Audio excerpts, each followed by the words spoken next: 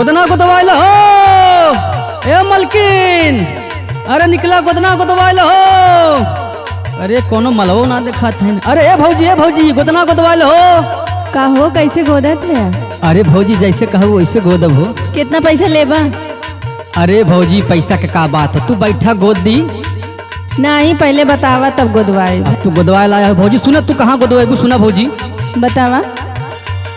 गोदाई ले तू ए भौजी ढोढ़िया पे गोदना।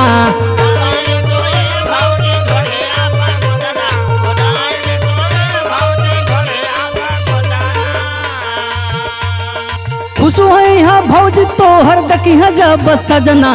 खुश होई हा भौजी तोहर दकिहा जब सजना। गोदाई ले तू ए भौजी ढोढ़िया पे गोदना।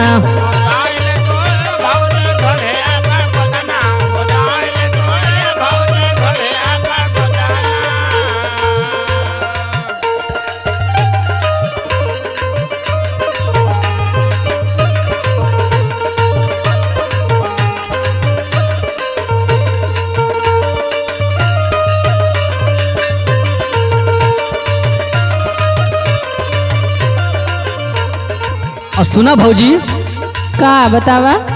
ढोढ़िया के बीचे तू दिल छापावाइला।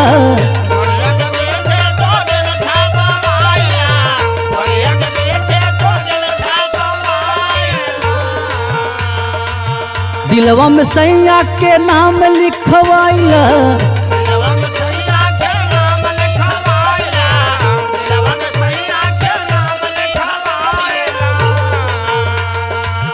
ढोढ़िया के बीचे तू दिल छपावाइला।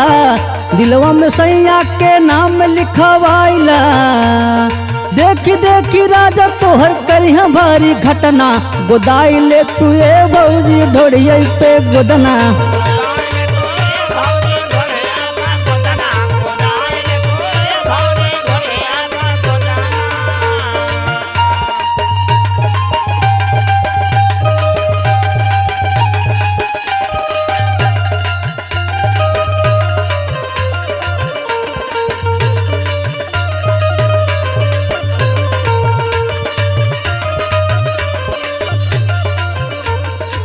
नाई न बेल बाड़ू बतिया के माना।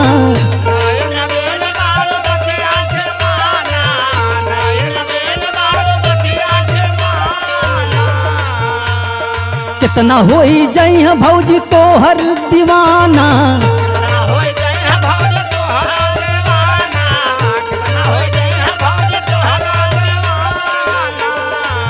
नाई न बेली बाड़ू बतिया के माना। कितना हो जाई है भौजी तोहर दीवाना। पैसा के बात नहीं दे बुले बजतना। गोदाई ले तू ए भौजी ढोढ़िया पे गोदना।